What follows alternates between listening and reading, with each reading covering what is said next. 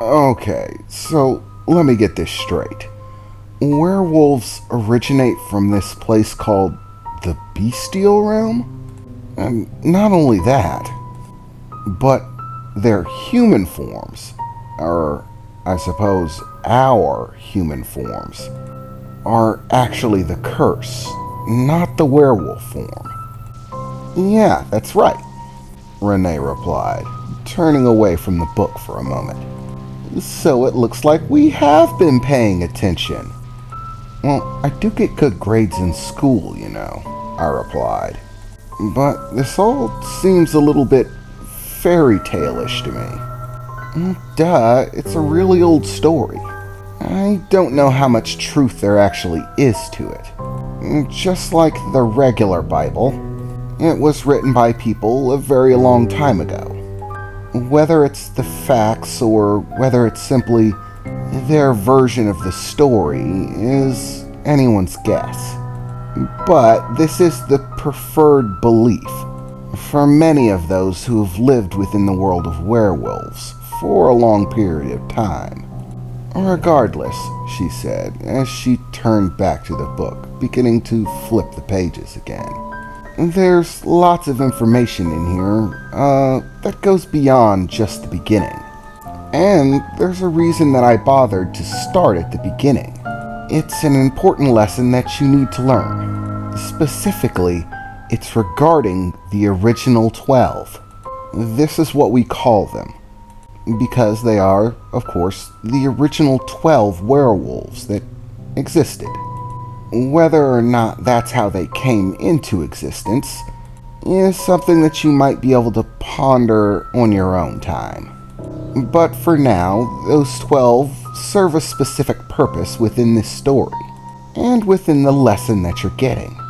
You see, those 12 werewolves went on to form what you might call family trees, each siring their own children in whatever ways they saw fit, by birthing them or turning them. And there are some stories about how the process of turning became a thing, as well as giving birth. But for now, let's exclude things down to the 12 houses. Each one of the 12 original werewolves founded a house. And regardless of who you are, if you're a werewolf, your bloodline tracks back to one of these 12 houses.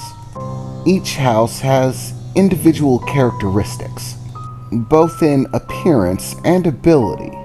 I, for example, originate from the House of Shadowguard, Makara Shadowguard, one of the 5 female werewolves that comprised the original 12 that founded all werewolves.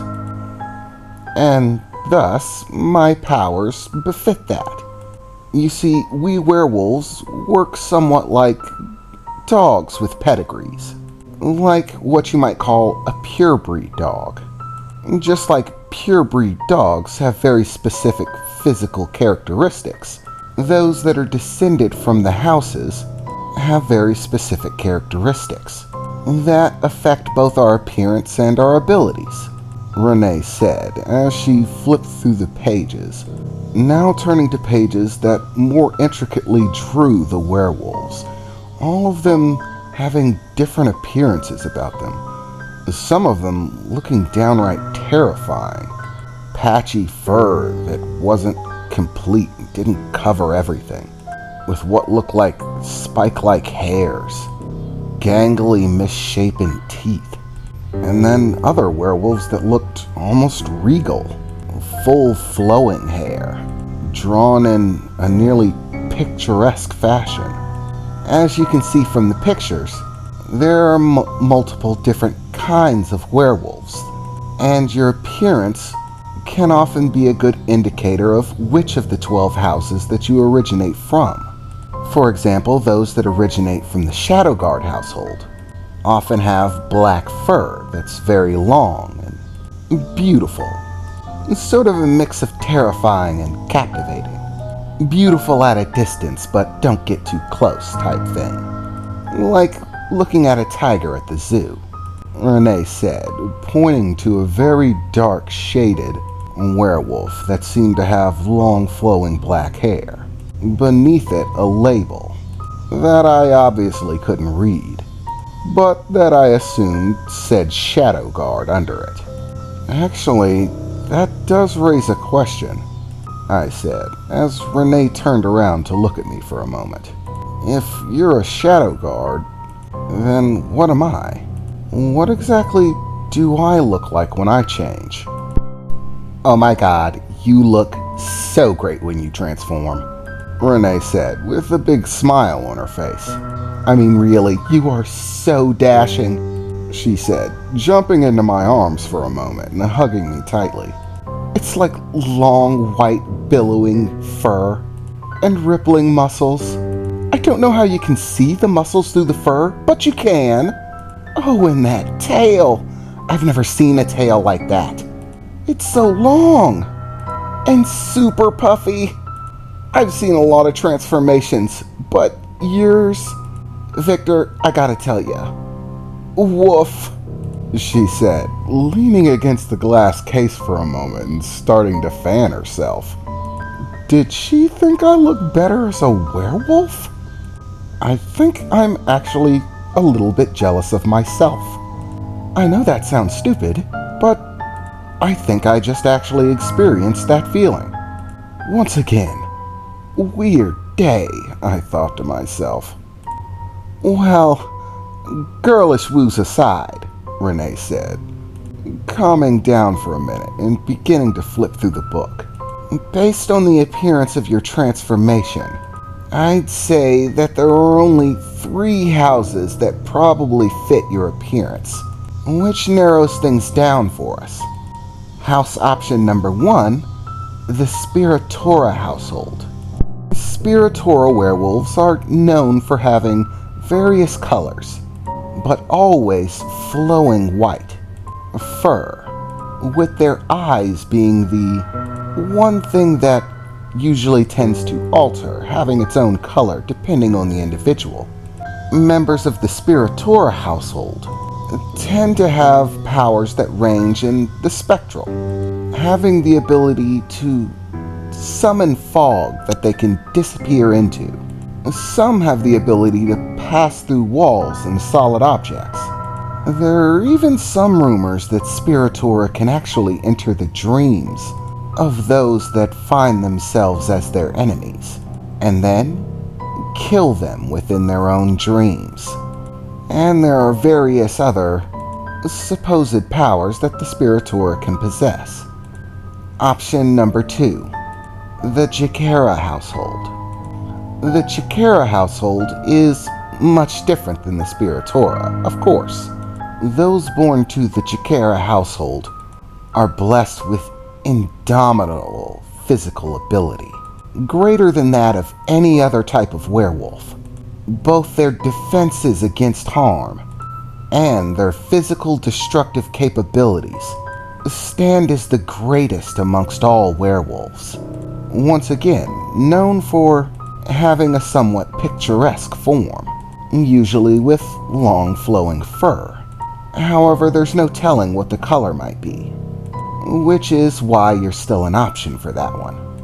Put quite simply, those that reside from this house can hit harder and get hit harder than any other breed of werewolf. You might think that that sounds pretty dinky in comparison to some of the other abilities from other werewolves, but I assure you the difference is vast. Those born from this household are not to be challenged in direct confrontation, not unless you have a level of skill that far surpasses the ability possessed by the member you're challenging. Because if victory and defeat comes down to sheer physical strength or speed, you're a dead man. And last but not least, the O'Fara household, springing from Lady O'Fare, another of the 5 female werewolves that originated it all. Those that spring from the O'Fara household have abilities that are somewhat, well, less brute force in nature. Those that come from the O'Fara household are tricksters by nature, and have very strange abilities that can vary widely between them. Some O'Fara can actually grow their hair, and I know that sounds like a weak ability, but when their hair can actually come to life and attack you of its own volition, suddenly it's not so piddling. The hair of the O'Fare is actually a powerful defensive weapon. They can actually thicken their fur in order to defend against attacks of basically any variety.